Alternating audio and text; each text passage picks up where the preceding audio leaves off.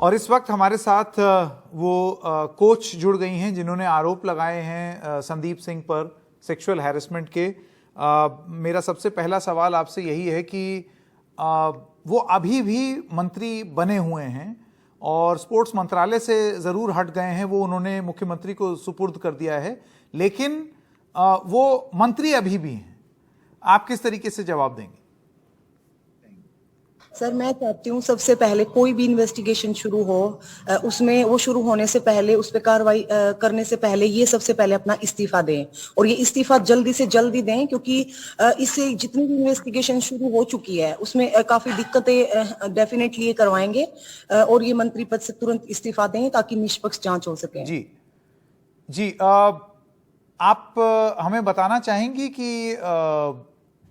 ये हादसा क्या था और ये हादसा कब हुआ था और आप इसको लेकर के अभी पब्लिक क्यों आई हैं? और ये सवाल मैं इसलिए पूछ रहा हूं क्योंकि एक आरोप लग रहा है कि ये सब एक राजनीतिक षड्यंत्र है। जी सर, ये राजनीतिक मुद्दा ये बनाने की कोशिश कर रहे हैं, क्योंकि ये चाहते हैं कि जो इनकी गंदी और घिनौनी हरकतें हैं वो दुनिया के सामने ना आए। और ये एंगल जो इन्होंने एक्चुअल में, जो मेरे को फरवरी से अभी तक सेक्सुअल हैरेसमेंट के लिए personally, physically, mentally, officially, being a athlete, इन्होंने जितना मुझे टॉर्चर कर रखा है सर, तो ये उन सब चीजों को छिपाने के लिए ये चाहते हैं कि ये जिस कुर्सी पे, जिस पद पे बैठ के जिसका आज तक ये दुरुपयोग करते आए हैं खिलाड़ियों के अगेंस्ट, सिस्टम के अगेंस्ट, चाहे जो भी फैसिलिटीज हैं, कुछ भी है, ये चाहते हैं कि ये बीजेपी की सरकार में ये बैठ के इतनी, मतलब एक पावर के सिस्टम में ये बैठे हुए हैं, तो ये उस पावर को मतलब मिसयूज करने के लिए लोगों का ध्यान हटा रहे हैं। ये कि जो मेन एक्चुअल जो इनका सेक्सुअल हैरेसमेंट की जो इनकी हरकतें हैं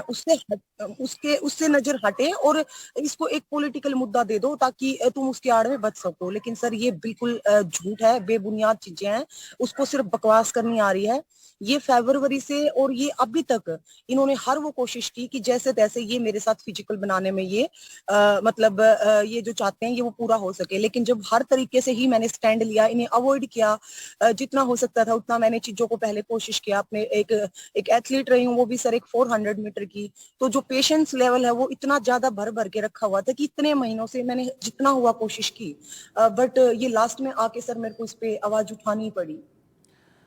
मैं आपसे ये जानना चाहता हूं कि हरियाणा के मुख्यमंत्री और केंद्र सरकार से आपकी क्या उम्मीदें हैं?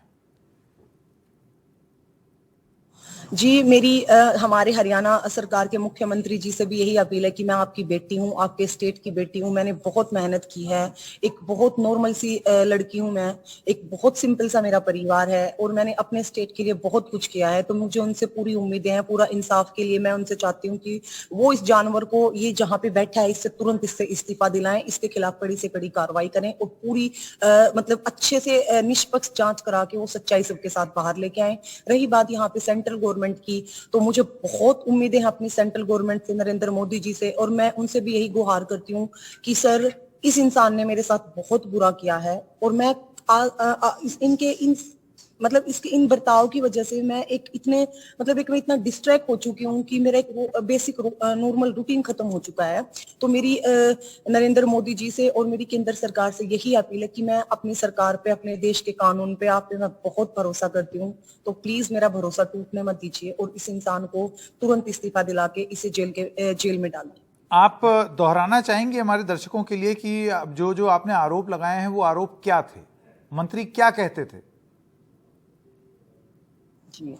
सर, ये इन्होंने मुझसे इंस्टाग्राम और स्नैपचैट के थ्रू कांटेक्ट किया और ये मुझे चाहते थे हमेशा कि मैं इनके साथ पर्सनल रिलेशनशिप में रहूं, शादी भी ना करूं, और इन्होंने मुझे हमेशा यही बात बोलते थे कि इन्हें मैं अच्छी लगती हूँ, मैं काफी पर्सनैलिटी हूँ, मेरी अच्छी हाइट है, मेरा अच्छा फिगर है। इन्होंने हमेशा वही एक ही पॉइंट पे आके कोशिश की है कि वो मेरे साथ जैसे तैसे फिजिकल रहें और मैं उनकी फिजिकल नीड जो भी है वो मैं पूरी करूं। और उसके लिए जब मैंने पर्सनली उनकी जो मैं हमेशा अवॉइड करके अपने लिए एक स्टैंड लिया, तो उन्हें इस हद तक प्रॉब्लम हुई कि तब तक मैं इस डिपार्टमेंट की एम्प्लॉय नहीं थी, सिर्फ एक एथलीट थी यहाँ हरियाणा की, तो उन्होंने मेरा करियर डिस्टर्ब करने के लिए बार बार मेरी ट्रेनिंग ट्रेनिंग में दूसरे जो इनके साथ के एम्प्लॉइज हैं, इनके अंडर में इनकी बात सुनते हैं, उनसे रोज रोज इशू कराना, हर 10 दिन में, हफ्ते में मेरी ट्रेनिंग डिस्टर्ब करके मेरी ट्रेनिंग रुकवा देना। फिर मैं कुछ टाइम के बाद जैसे डिप्टी सीएम सर से मैंने परमिशन ली, सारा मुद्दा उनके सामने रखा, तो उन्होंने फिर मेरी यहाँ पे जो दूसरे खेल अधिकारी हैं उनको जांच के आदेश दिए, जिसमें मेरी कहीं से कहीं तक कोई गलती नहीं थी, और फिर मेरी ट्रेनिंग फिर से कंटिन्यू हुई।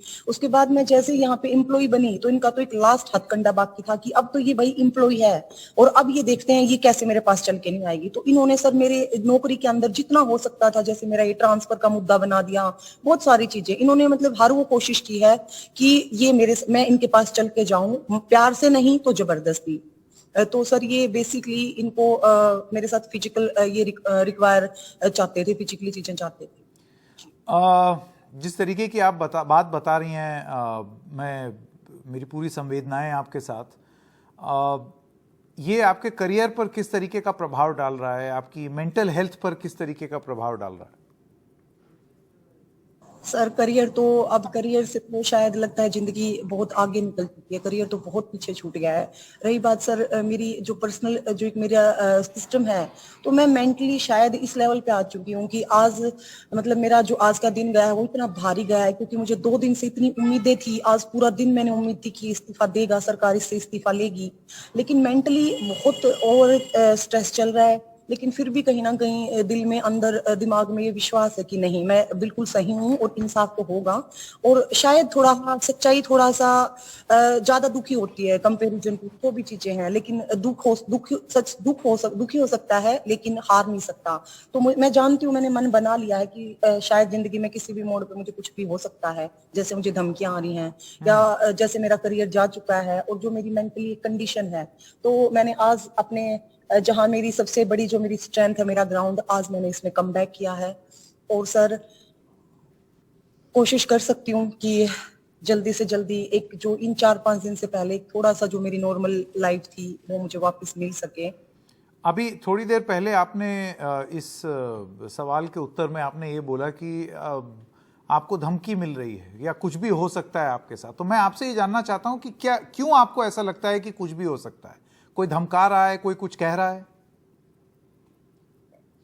सर धमकियां आ रही हैं, पहले कल पूरा दिन पैसों से रिलेटेड ऑफर्स आए हैं, जिसमें खुद मेरे स्पोर्ट्स के लोग मुझे चीजें बोल रहे हैं कि आप 15 दिन, 20 दिन, 10 दिन गायब हो जाइए, इसके लिए आप सामने से 5 करोड़ का, 1 करोड़ का ऑफर आ रहा है। तो ये चीजें ऐसी हैं तो कि किसी की डिग्निटी और सेल्फ रिस्पेक्ट पैसा नहीं खरीद सकता। अगर मुझे पैसा ही लेना होता तो जो ये मंत्री पहले दिन से चाहता था, मैं वो चीजें प्यार से खुशी से करती ना, आज मेरी जिंदगी को इतना दांव पे लगाती। लेकिन हर कोई एक समान नहीं होता सर,